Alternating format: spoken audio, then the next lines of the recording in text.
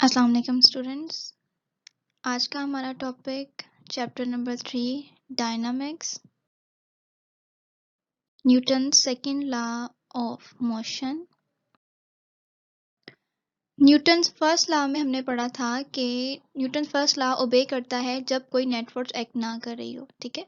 लेकिन Newton second law of motion जो है वो उस टाइम ओबे करता है जब नेट फोर्स किसी बॉडी पे एक्ट कर रही हो। So this is Newton second law of motion की कंडीशन।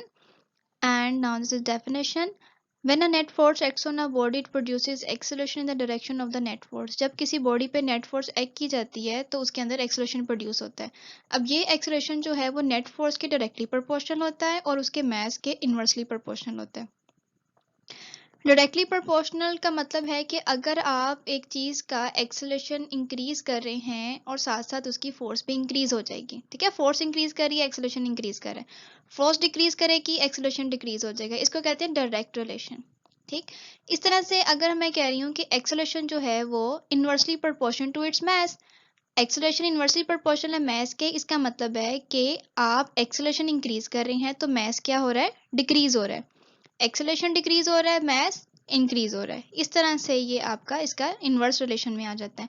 सो दोबारा देखें, when a net force acts on a body, जब किसी ऑब्जेक्ट पे एक नेट फोर्स एक्ट की जाती है उसके अंदर एक्सेलरेशन प्रोड्यूस होता है in the direction of the net force. अब ये जो एक्सेलरेशन प्रोड्यूस हुआ है ये डायरेक्टली प्रोपोर्शनल है नेट फोर्स के और इनवर्सली प्रोपोर्शनल है उसके मास। Practically we can write it as A proportional directly proportional to F and A inversely proportional to mass। अब आपने इन दोनों इक्वेशंस को कंबाइन करके राइट करना है। A proportional to F over M, इसको रीअरेंज कर लें, F proportional to M A। ये प्रोपोर्शनल है, इसको जी changing the sign of proportionality into sign of equality. So we have F is equal to constant M A, here we have proportionality constant that is K, so F is equal to K M A।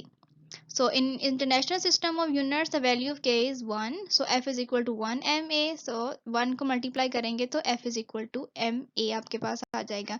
So this is the mathematical form of Newton's second law of motion.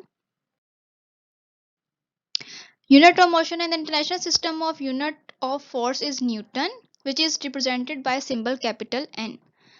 Definition है Newton की, 1 Newton is a force that produce an acceleration of 1 meter per second square in a body of mass 1 kg। एक Newton वो force है जो 1 kg मास के अंदर कितना acceleration produce करती है, 1 metre per second square. This is called Newton. 1 Newton is equal to 1 kg multiply 1 metre per second square, 1 Newton is equal to 1 kg square।